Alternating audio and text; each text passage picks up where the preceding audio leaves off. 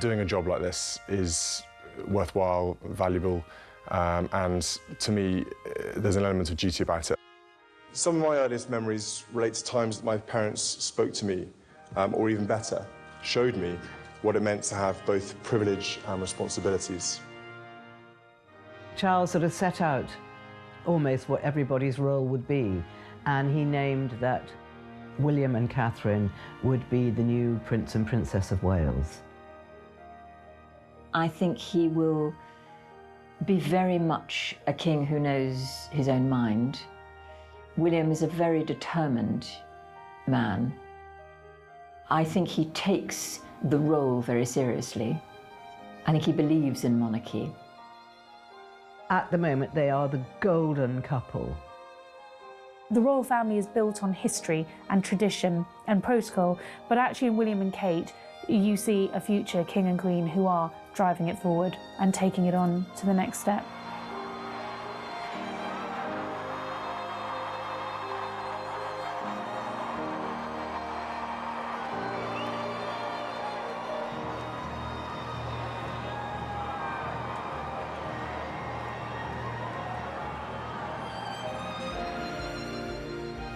It goes on and on and on, doesn't it? There's queues of people. This family has service sort of, running through them. William has got it, his father's got it, his grandmother's got it. But I think he's also very much more a man of the modern age and of the people. He will be very much more modern than his grandmother or his father, and I think he'll be much more the people's king. To me, I didn't join the forces to be, like I said lots of times before, mollycoddled or treated any different. Every day you come in to work and you don't quite know what's going to happen. It's quite exciting in that sense. It's unpredictable.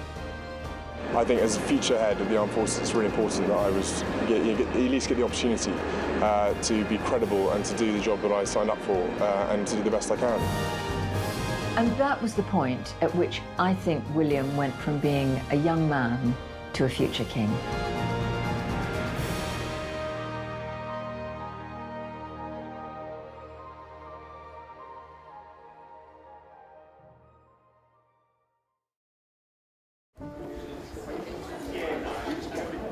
Following the death of his dearest and most revered grandmother, Queen Elizabeth II, Prince William's father, now Charles III, ascended to the throne, and Prince William took the title of Prince of Wales.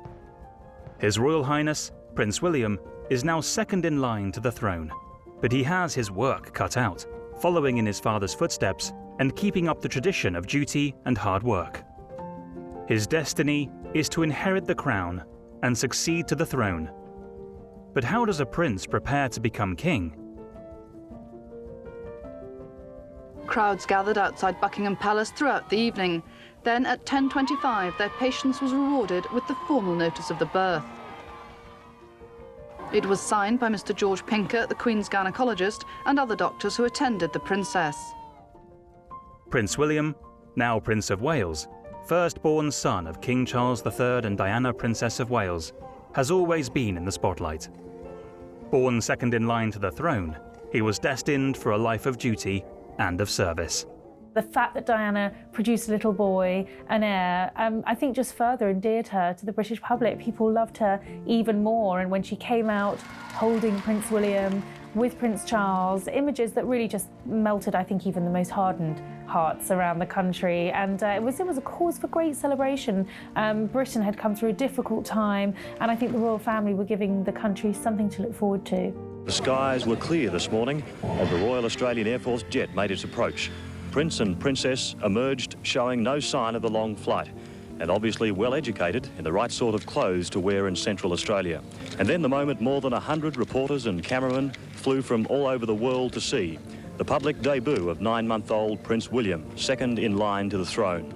Of course, for Prince William, he would have been able to understand little of what was going on around him at the time, as his nanny carried him carefully down the steps of the aircraft onto Australian soil.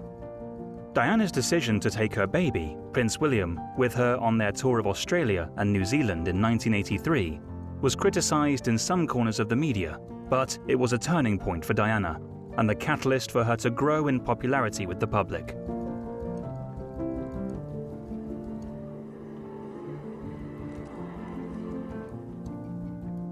Later, to protect the young princes, William and Harry, from the excesses of the press and paparazzi, the royal family came to an agreement with the media that the boys would be free from press intrusion whilst they were being educated. And in exchange, the family undertook to give regular updates to the mainstream media. Exactly on time, the family emerged from the house, one prince carrying another. Everyone agreed that Prince William had grown a lot in the 5 weeks since he arrived in Australia at Alice Springs. The princess, wisely hedging her bets a little, had told us she would not guarantee that the 10-month-old prince would crawl.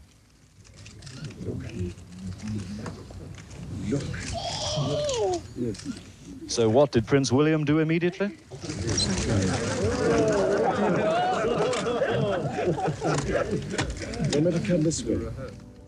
William had a fairly traditional aristocratic childhood, in as much as he was taken care of by nannies. His parents were, you know, Diana particularly was a modern parent, but she was a modern aristocratic parent, and she did use nannies, and the nannies really were the people that William spent most of his time with. He had been a very outgoing little boy. At his first school, he was known as Basher Wills or Basher Wales, because he was, you know, quite stroppy and confident. After his early years at Ludgrove School, the young Prince William entered the gates of Eton College, where he fitted in easily to its centuries-old traditions, and where he found like-minded people. For their eldest son's big day, the Princess of Wales was in the driving seat. With the Prince of Wales at her side, Eton's most famous new boy was with his younger brother Harry in the back. William's education was at Eton College. Eton College is probably the leading public school in England, and it's very traditional. William's mother, Diana, Princess of Wales, insisted that he went to Eton, as did her father and her younger brother Charles. Prince Charles acceded to this. He went to Gordonston, where he was thoroughly miserable and cried almost every time he had to go back to school, even as a teenager. And he allowed his sons both to go to a very elitist school. It's very elite, it's very expensive, it's very posh, if you will, but it also has a degree of freedom for the pupils. They are encouraged to be self-confident and to find themselves. And when William came there after being at Ludgrove, the prep school, people realized, as he had to sign in, every pupil signs into the book when they come, that he was left-handed. First time people realized he was a southpaw. William threw himself enthusiastically into school life. But if there was one area in which he really excelled, it would be sport. An arena in which he continues to devote his energies to this day, seeming to naturally embrace all the principles of sportsmanship and teamwork which make it so important in our lives.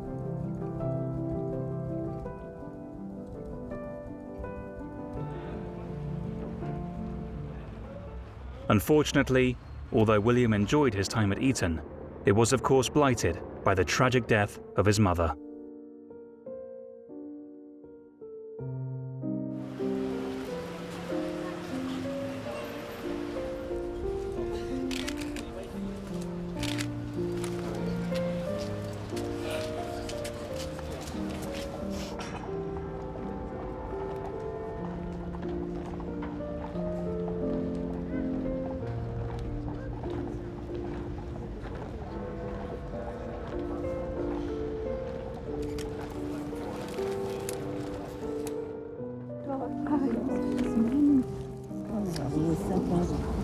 Charles. Shut up. Charles. Thank you so much. Thank you. Harry. Sorry. William. William. Thank you so much. Thank you. Oh, hold on. Thank you very much.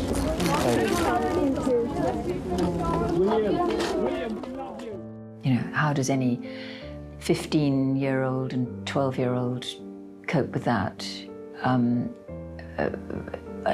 it was devastating for them, obviously.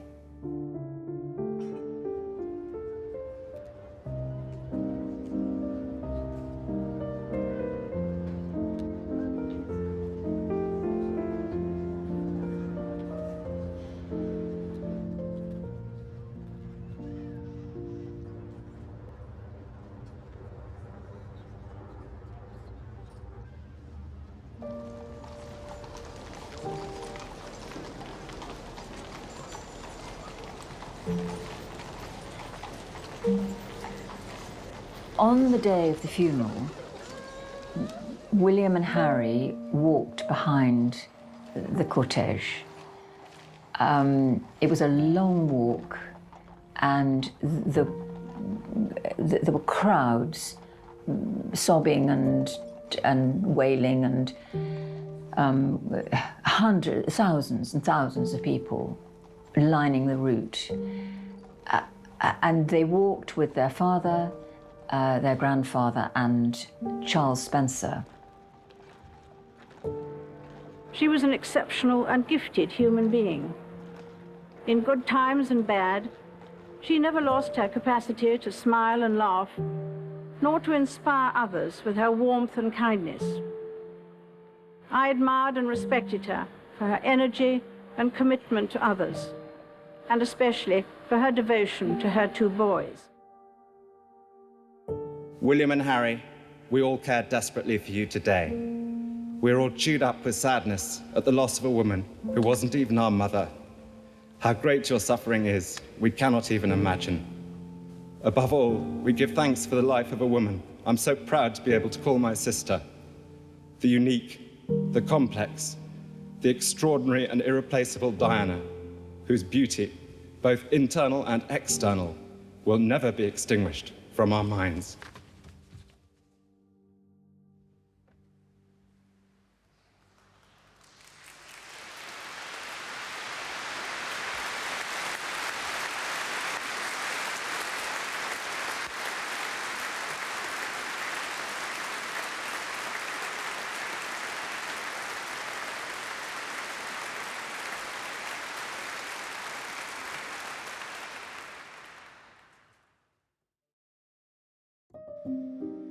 After graduating from Eton, like many young men of his generation, Prince William decided on a gap year.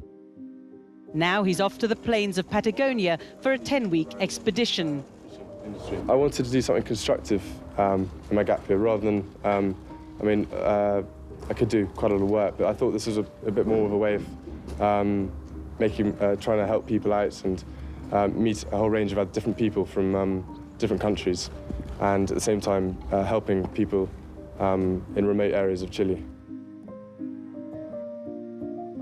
I think we're very much seeing a royal for the new century. Very relaxed, not stage managed, happy to josh a bit with his father in an informal way, but not scared to say exactly what he's feeling, and certainly not prepared to dodge the difficult issues. The clearest example of that, his challenge to the press today to let his mother rest in peace. Through his early voluntary work with Rally International, the young prince set off for Chile, where he spent 3 months working on various community projects, painting, chopping wood, and even cleaning the loos just like everybody else. There was no question in any of the gap year, actually, that he was a prince and treated differently. He mucked in, he slept in sleeping bags, he cooked food around a campfire. He did everything that everyone else did. A few weeks later, a young Kate Middleton also undertook a similar voluntary role, and on that occasion, they just missed each other. Prince William loves Scotland, and it didn't take him long to decide to continue his education at the University of St Andrews. He did well enough to get not a place at Oxbridge, which could have been fixed for him. There was speculation that he would go to Trinity College, Cambridge, as his father did. But he was sufficient of his own man to say, no, I want to go to Scotland, I like Scotland. He chose St Andrews University, a very ancient university in the Kingdom of Fife. And so, by chance, did Kate Middleton. And that, of course, where they were both first-year students, freshers, that's where they met.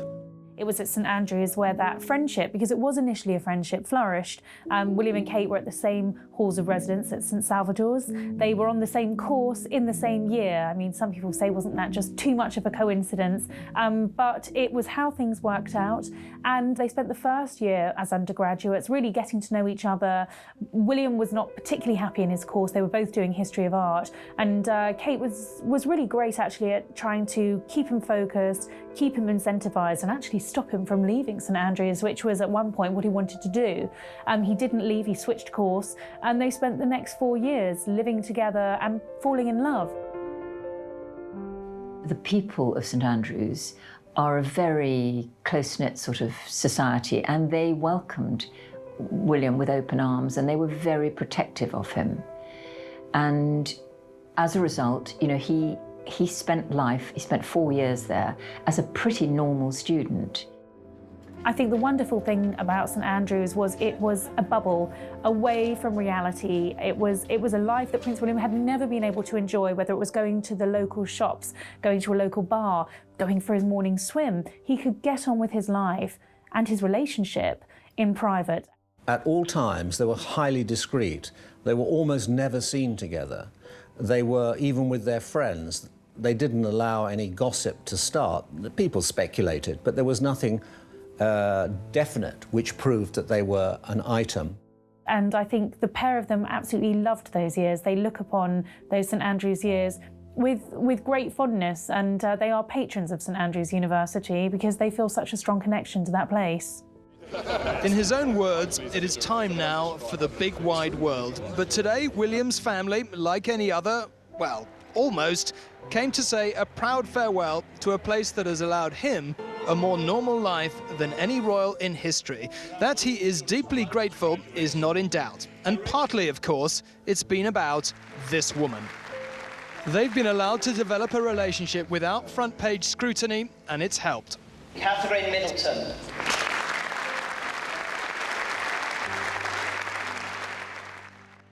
Romance did not stand in the way of hard work, and Prince William graduated alongside Kate with a Scottish Master of Arts degree with upper second-class honours. Of course, no graduation would be complete without family to proudly celebrate academic achievement, but there are not many who can include the Queen in their university graduation. William Wales.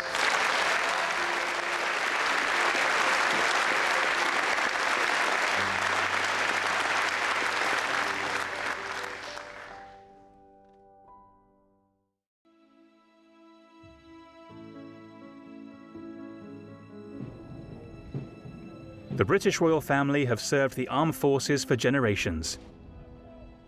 It's a useful place, really, for them to be, because, certainly in modern times, because they are away from the prying eyes of the public and the press, the media. It's a useful service. You know, they get to experience danger, and they get to be part of a team, and it's great for leadership and for mixing with people from all walks of life, which is something that when they're growing up, historically, they didn't really do so much. The reason it's important for members of the royal family to serve in the military is because one day, as Prince of Wales, it's felt that it's extremely important that if you are going to be head of the military, that in some way you would have served. The Queen, in fact, did serve during World War II with the Women's Corps. Elizabeth is in the ATS, or British WAC, and at the King's request, is being treated just like any other trainee. Queen Elizabeth herself had an active role during World War II and was the first female member of the royal family to serve in a full-time military role. She diagnosed and repaired faulty engines, serving in the ATS. William's grandfather, Prince Philip, served with distinction in World War II and was awarded the Greek War Cross of Valour. Rising through the ranks, the young Prince Philip became one of the youngest officers in the Royal Navy to be promoted to First Lieutenant. Prince William's father served in the Royal Air Force and the Royal Navy. Prince Charles stepped out from the Fleet Air Arms headquarters at Yeovilton in Somerset today in perfect flying weather for his first hour's instruction at the controls of a Wessex Mark V helicopter. It's the start of a 3.5-month flying course, at the end of which he'll be qualified, like his father Prince Philip, to fly helicopters, including those belonging to the Queen's flight. Qualifying as a helicopter pilot in 1974 and joining the 845 Naval Air Squadron, operating from the commando carrier HMS Hermes. In February 1976, Prince Charles was promoted to command, and he took control of HMS Bronington, a coastal mine hunter, for his last 9 months in the Royal Navy. If later on I'm to be associated with all 3 services, it'd be a very good idea to do an attachment with each one. I think it gives one a very useful experience of responsibility and discipline. I think responsibility is the most important thing, is the actual trust that's put in you to deal with other people, and the feeling that they can perhaps put their trust in you as well. Both William and Harry were keen to follow the example of their family and take an active role in the military. After passing the selection process to become an army officer, Prince William took his place at Sandhurst, the Royal Military Academy, from which thousands of successful army careers have been launched. Sandhurst used to be filled, I think, with rather dim-witted sons of the aristocracy. Today, it is really a very serious academy. It's a very tough course and hugely physical. You pass quite serious exams, academic exams, to get into Sandhurst, and then once you're there, the regime is pretty remorseless. William got through it. The cadets at Sandhurst are divided into companies, or divisions as they're called. The senior division always has the honor of carrying the color, a banner personally given by the sovereign. And as the senior cadets complete their training, so the color is passed on. The Academy RSM receives the color and carries it to the new senior division of the next year. William clearly learnt how to march in step here at Sandhurst. By all accounts, he was a natural soldier, considered to be amongst the best in his year.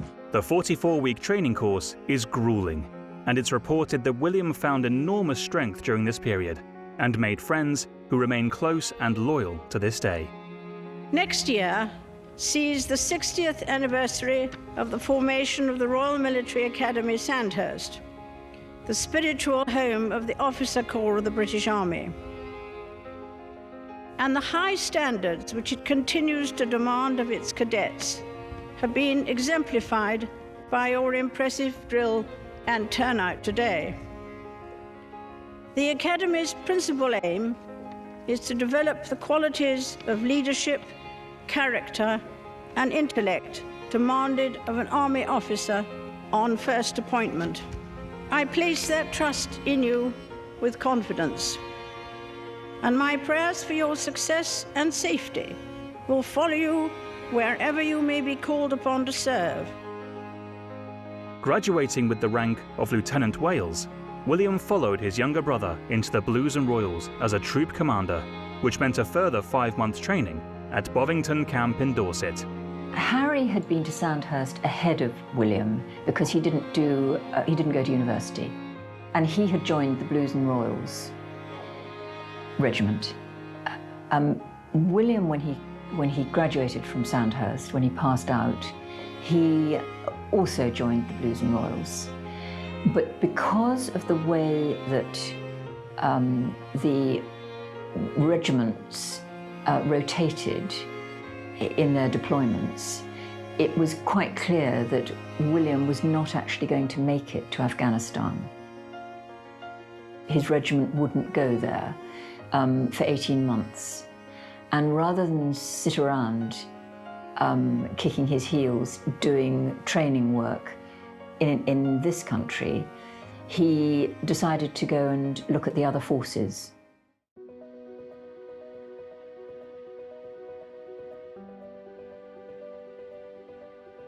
Prince William moved to the Royal Air Force, and in 2008 he completed a 12-week intensive flying training course at RAF College Cranwell.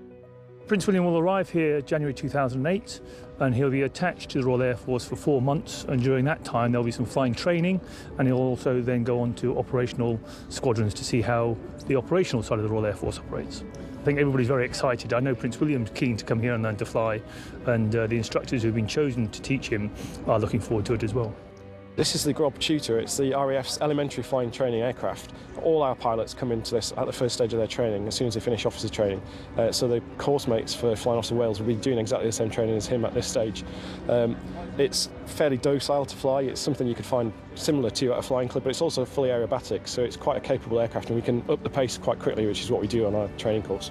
This is a Tucano T-Mark 1 trainer. It's the basic fast jet trainer for the Royal Air Force, and Prince William is going to be coming to us from his tutor flying to expand his flying skills, give him some more complicated and advanced techniques, and then progress him onto the squirrel phase of his course prior to the award of wings.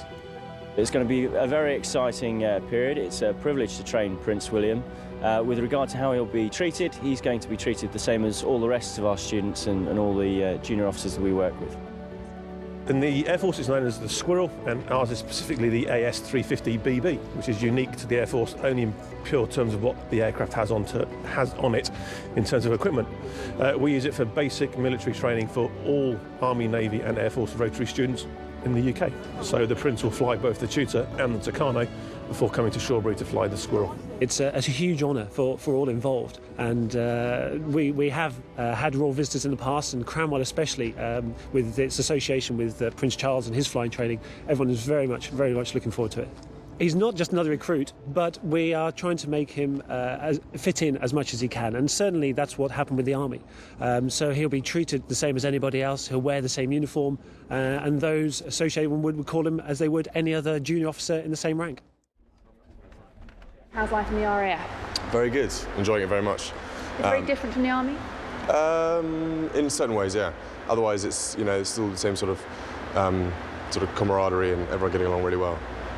Now, I understand you flew your first solo flight yesterday. I did, yeah. How did it go? Well, I'm still here to tell the tale, and I haven't been built for a plane, so far it looks all right. But it was one of those experiences whereby I thought it'll never come around. And I thought, hopefully a bit longer yet, and I'll get my practice. And the next thing I know, my instructor jumps out and goes, go on, get on with it. And I was left there sort of looking around the room going, what? So I just did it, and once you get up in the air, it was fine. It wasn't so bad. His father had loved flying, his grandfather had loved flying. It was very much in the blood, I think. And he, and his brother, of course, Harry, loved flying. So the two brothers became helicopter pilots in the end. Once again, proud parents were able to play an active role on graduation day. So he was presenting William with his wings. I mean, he must have felt hugely proud, but also a sort of bittersweet moment for Charles, because he himself wasn't able to carry on with his flying career because it was thought too dangerous for the heir to the throne. Flying Officer William Wales, graduating with number 227 and number 97 horses.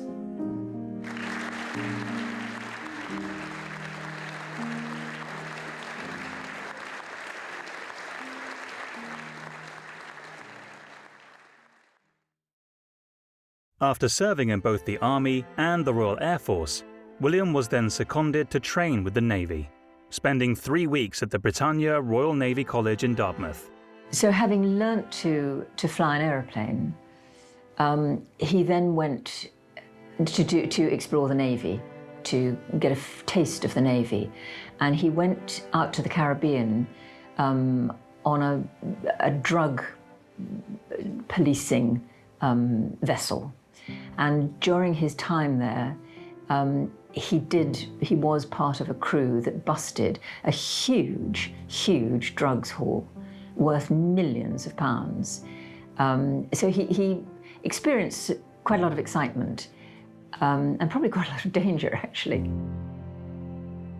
William extended his Royal Naval Short Service Commission for as long as possible, and it's reported that he greatly enjoyed his time in the senior service. But he was called back to the Royal Air Force and promoted to Flight Lieutenant, taking up training to become a helicopter pilot in the RAF Search and Rescue Service. He was not going into a battlefield Nobody knew who he was up in a helicopter, and yet it was very real and meaningful work. To me, I didn't join the forces to be, like I said lots of times before, mollycoddled or treated any different. And as far as I'm concerned, in my eyes, if Harry can do it, then I can do it. I don't really separate us in that much difference. And I think as a future head of the armed forces, it's really important that I at least get the opportunity to be credible and to do the job that I signed up for and to do the best I can. And that's all I ever wanted to do. And the search and rescue role is now, slightly different, so obviously being able to go to Afghanistan, but it's still doing an important job, and I hope it's a step in the right direction exactly for the future.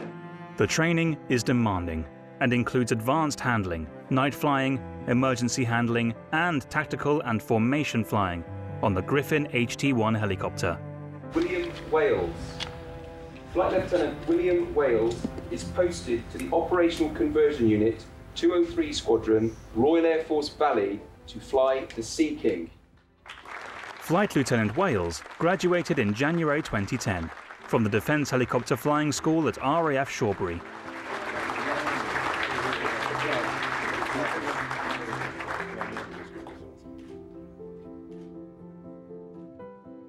Prince William then transferred to RAF Valley at Anglesey, becoming the first member of the royal family since Henry VII to live in Wales. For the next 8 months, he trained on the Sea King helicopter and was assigned to Sea Flight No. 22 Squadron as a co-pilot. Well, before I started Search and Rescue, I had a little brief introduction to it, and it was immediate to me. I spent 3 hours flying with the guys, and it was totally apparent to me straight away how important the job is, and the skills the guys employ, the flying aspects, the general airmanship you need to have around you, and all the wits you need to survive the weather and whatever sort of situation you're thrown into. It definitely is advanced flying, and it's rewarding, so it put the two together, and it's a fantastic job.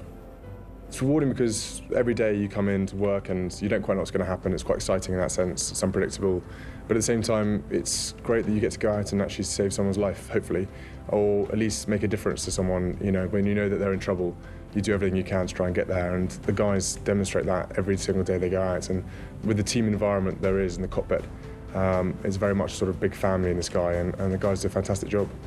We've got 11 pilots here. William's a fairly new co-pilot, but as such he flies the aircraft as much as anyone else, and he'll be called upon quite regularly during jobs to take control of the aircraft while the captain's doing something else. Regarding the hierarchy, we're all pretty much we're all of equal rank, just with different varying levels of experience. So we all get on very, very well together, have a joke and a laugh when we're on the ground, and get serious when we're flying. It's absolutely fantastic. I mean, when William first arrived on the squadron, it was a massive shock to all of us, fairly dumbfounded really, that somebody with such prestige was coming onto our squadron, but very quickly settled into just one of the guys, one of us, part of the family certainly, and day to day you don't even really notice. I suppose in 10-15 years time when we look back on this occasion it'll seem very, very special and memorable, but he's a great guy to work with. When you're flying along at night in Snowdonia and the mountains and you've got 40-knot winds, the clouds down to about 200 feet, and you're trying to get through to find someone who's either broken their leg or is lost on the hill, it gets quite interesting. You have to use all four of you, put your brain power together and your skill, and basically hope that you can actually get there and help.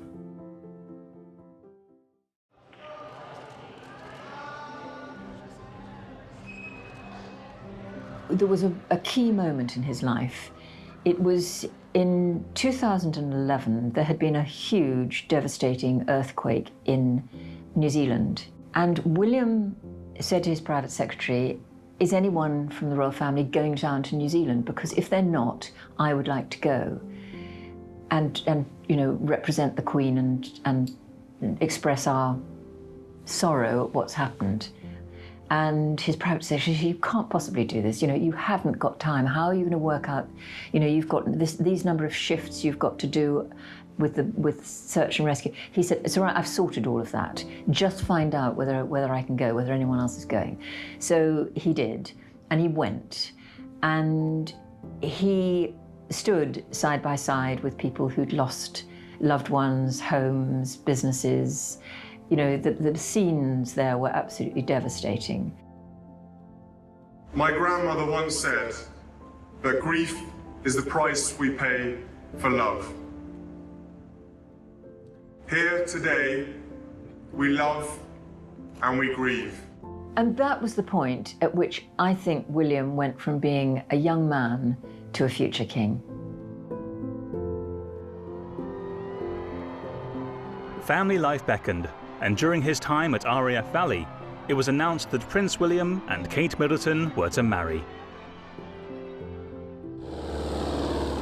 Flying himself into the land his family have worked for generations. Ian Craig's plane touches down in Lewa, the romantic hideaway Prince William chose to make his proposal. Produce a ring? Yeah. There and then? I did, yeah. I'd been carrying it around with me in my rucksack for about 3 weeks before that, and I literally would not let it go. Everywhere I went, I was keeping hold of it because I knew this thing, if it disappeared, I'd be in a lot of trouble. And yeah, because I planned it, it went fine. As you know, you'll hear a lot of horror stories about proposing and things go horribly wrong. It went really, really well, and yeah, I was really pleased that she said yes.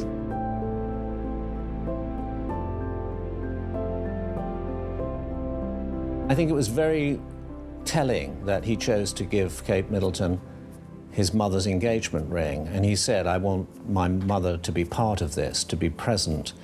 Not in a sinister way, of course not the ghost at the feast, but there to enjoy the celebrations and the fun of it all, of a great occasion.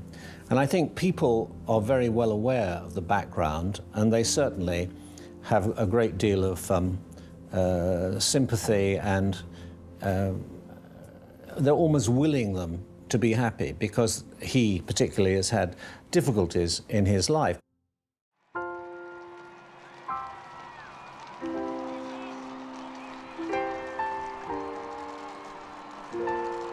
On the 29th of April 2011, Prince William and Kate Middleton married in Westminster Abbey. The nation took Kate to their hearts, and she has been by his side ever since. This was very much a wedding, their personal wedding. Okay, it was very, very public. Obviously, it was televised and the world was watching, but it was essentially their private wedding, and that's how they kind of treated it. And it was very touching, and Kate looked absolutely stunning.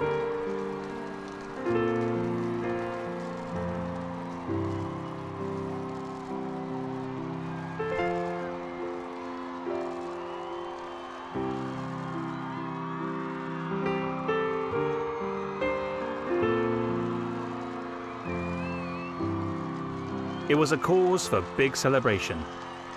Crowds gathered from far away to take part in the day.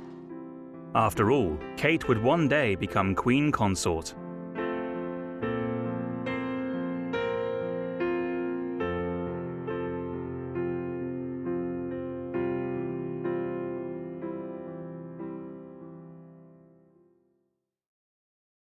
Like many young newlyweds in the services, duty called, and Flight Lieutenant Wales was deployed to the Falkland Islands, becoming part of a 4-man crew providing cover for aviation assets and assisting those in need of rescue. Search and rescue pilots here provide 24-hour coverage with a Sea King helicopter. They're on duty for a 24-hour period and covering any eventuality. As you've seen, the distances here are quite large. The roads are not fantastic. And if we need to get somebody, military or civilian, to hospital, quite often search and rescue helicopters are the best way of doing it. The deployment was seen as particularly controversial, as it came close to the 30th anniversary of the start of the Falklands War. The Argentinians felt that this was a slap in the face to them for Prince William to be marching about in uniform, humiliating the Argentinians on what they still believe is their territory. Balancing home and family life with a career can be difficult. Kate gave birth of their first child, Prince George, in July 2013. The media camped out in excitement to catch a glimpse of the future king. Kate and William greeted the press and introduced Prince George to the world. After this, Flight Lieutenant William Wales took the decision to retire from active service in the Royal Air Force in September 2013. William, I think, that time, those years, as a search and rescue pilot, he really felt that he did achieve something. It was a real job. There were no concessions for who he was. He wasn't wrapped up in cotton wool. But the time came where the tour of duty came to an end, and I think he left probably with quite a heavy heart, but he'd had a very, very good time there. And I think, you know, he'd absolutely achieved what he set out to achieve. During his time at RAF Valley, Prince William undertook 156 search and rescue missions, where 149 people were rescued. Whilst in the Royal Air Force, he completed over 1,300 flying hours. It's not often he gets to meet the people whose lives he saved. Sharon West got the opportunity to meet the Prince and to personally thank him for saving her life. Hello. I just wanted to say thank you for rescuing me last year. Was it you? Yeah. Was it from the beach in Sligo? Yeah. Was it? Yeah. Yeah. Was it your Cameron. sister? Yeah. Yeah. How are you? You're right. I'm okay. I'm glad you made a full recovery. A lot of time you never meet up with anyone after you've done it. So it's quite coming here today because we felt you're so good. Right. Say thanks to you and the guys. No. The guys, the whole team. It's the whole team. It's all crew. It's a crew thing. Retirement from active service did not deter the future king from looking to the skies to fulfill his career ambitions and to continue the spirit of service to others. In 2014, it was announced that William would accept full-time employment as a pilot with the East Anglian Air Ambulance, based at Cambridge Airport. Kate and William had another exciting announcement. They would be having their second child. In May 2015, Kate gave birth to Princess Charlotte, who would be fourth in line to the succession of the throne. He made the decision, and it was quite a surprise when he announced he wanted to get back into the cockpit, because remember, he'd left the RAF.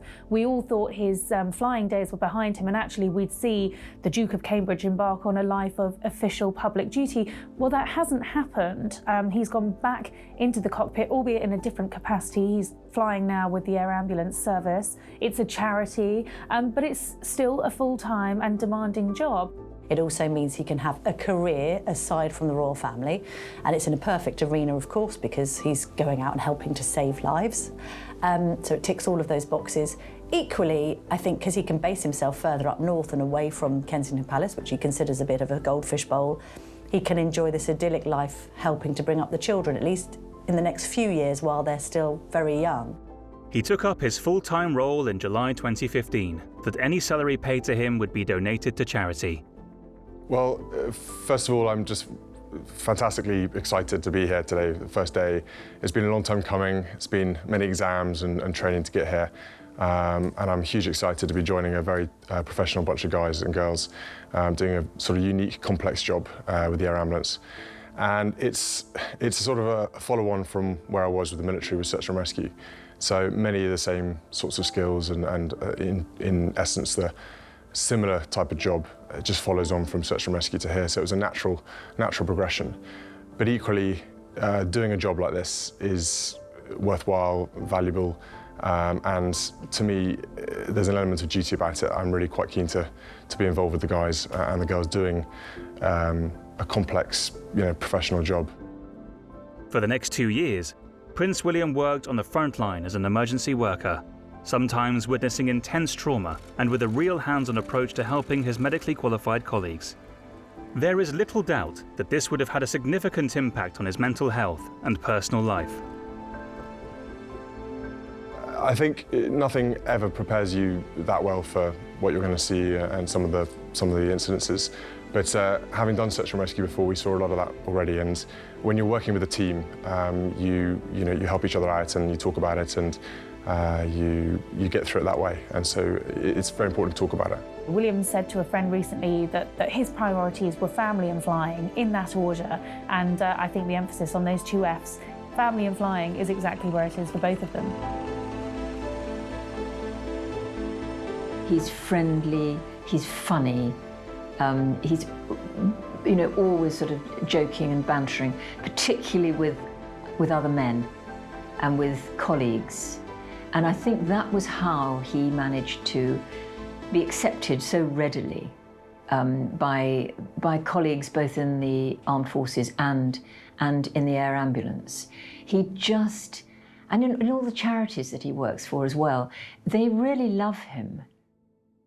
Prince William's interest in air ambulance services remains to this day, and after supporting an anniversary for London's air ambulance charity in 2019, he became the official patron in March 2020. It was time to move closer to home, and in July 2017, Prince William left his position as an air ambulance pilot to take up full-time role duties on behalf of Queen Elizabeth. Prince William's made a fantastic contribution to the team. It's been an absolute pleasure to have him on board. He's a hard-working member of the team, always keen to get his hands dirty and help out, whether it is just cleaning the aircraft or actually at scene helping out with patients that are critically ill.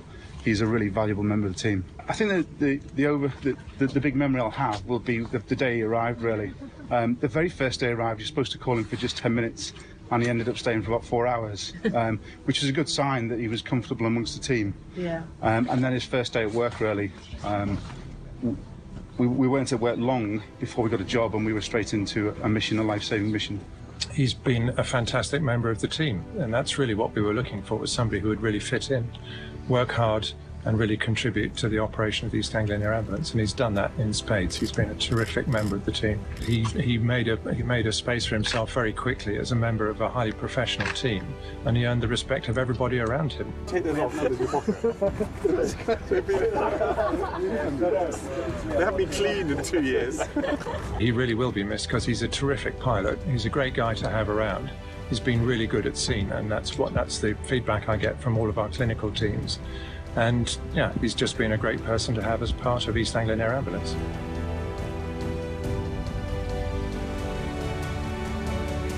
Just under a year later, in April 2018, Kate gave birth to their third child, Prince Louis, who would be fifth in line of succession.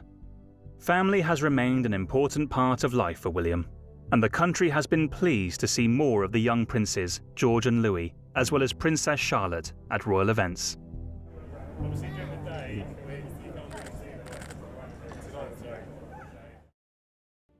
Prince William continues in his duties as a monarch in training, at the same time as dedicating himself to the vital service of the Crown. He has served a vital role on numerous occasions, supporting Her Majesty the Queen, but also focusing on areas of working life, which obviously mean a great deal to him.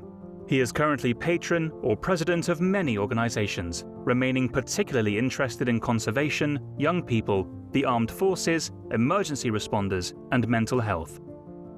I think everything that William has done in his life has coloured the charities that he's chosen to support. You know, the conservation comes from his time in Africa. His interest in the welfare of ex-military personnel comes from his time in the military. His experience as an air ambulance pilot, the people he saw there, the injuries. I think his interest in mental welfare is also tied up in all of that. His interest in the environment, following in the footsteps of his father, King Charles, and his grandfather, Prince Philip, remains an incredibly important focus for William. Queen Elizabeth spoke of her pride for her grandchild at the COP26 summit. I'm delighted to welcome you all to the 26th United Nations Climate Change Conference. This is a duty I'm especially happy to discharge, as the impact of the environment on human progress was a subject close to the heart of my dear late husband, Prince Philip, the Duke of Edinburgh. It is a source of great pride to me that the leading role my husband played in encouraging people to protect our fragile planet lives on through the work of our eldest son, Charles, and his eldest son, William. I could not be more proud of them. He spent a lot of time in his youth in Africa, and I think it's certainly the role of his father, Prince Charles, in conservation has had a big impact upon him. It's something he's deeply, deeply passionate about. He's somebody, I think, that cares deeply about issues, but the homeless is one that he's actively involved with. He's also very keen in trying to help young people that are on drugs and are trying to get through that problem. And he does lend a lot of support to that. And in fact, it's my understanding he's not only doing stuff where he helps himself, He actually does put his money where his mouth is, and through his foundation, he has contributed quite a lot of money to assisting people in this regard. This family has service sort of, running through them. William has got it, his father's got it, his grandmother's got it. I think his role model is the Queen, not actually his parents. I think he felt that his parents blurred the distinction between the public and the private. The Queen has managed to keep her privacy and her personal life much more to herself, and I think William will try and do the same. The Prince has made many official visits around the UK, meeting a broad range of people who make a difference to their community. With Kate at his side, he has also carried out overseas tours on behalf of the Queen to the Commonwealth and beyond. William and Kate, to me, are about the future. I don't like to look back and compare her to Diana because she is her own woman, and William and Kate, I think, have their own idea of what they want to do. And I think, you see these two people moving forward and taking the monarchy forward. I say in my book that modernisation is a very hard word to use in the context of the royal family because the royal family is built on history and tradition and protocol, but actually in William and Kate, you see a future king and queen who are driving it forward and taking it on to the next step. On the Queen's Platinum Jubilee year, William and Kate toured the Caribbean to mark the occasion. Their journey was met with somewhat mixed reviews. Prince William made an important speech in which he observed the need for change. Next year, I know you're all looking forward to celebrating 50 years of independence, your golden anniversary. And with Jamaica celebrating 60 years of independence this year, and Belize celebrating 40 years of independence last year, I want to say this. We support with pride and respect your decisions about your future. Relationships evolve, friendship endures.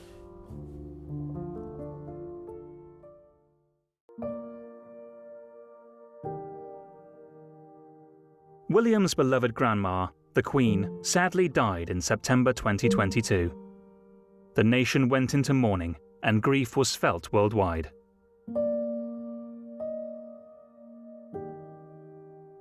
But there is no pause in the continuity of the monarchy. King Charles III was proclaimed, and William became first in the line of succession. In the new King's first televised broadcast, he announced William and Catherine would become the new Prince and Princess of Wales. As my heir, William now assumes the Scottish titles which have meant so much to me. He succeeds me as Duke of Cornwall and takes on the responsibilities for the Duchy of Cornwall, which I have undertaken for more than 5 decades. Today, I am proud to create him Prince of Wales, Tywysog Cymru.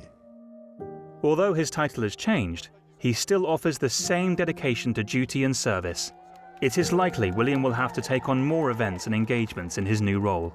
Well, I think that William is already fulfilling his role as Prince of Wales. I mean, he's lived in Wales, he lived in Anglesey, he's worked there, he has, I think he's done so much in such a short time, and he has such respect from people that I don't think people will compare him to his father. I think his father's position of Prince of Wales was unique, and William's position of Prince of Wales is very much William and Catherine together. I think he will be very much a king who knows his own mind. William is a very determined man. I think he's mindful of history and won't do anything extraordinary, but I think he's also very much more a man of the modern age and of the people than any previous monarchs. Prince William has clearly demonstrated his ability to win hearts and minds wherever he goes, with a genuine warmth and care for people he meets. In the years to come, as he serves as Prince of Wales, he will no doubt continue to follow his duty and support his father, King Charles III. In the fullness of time, when he ascends to the throne as king, he will take inspiration from those who have served before him, whilst modernising the monarchy in his own unique way. For now, William remains Prince of Wales, King in waiting.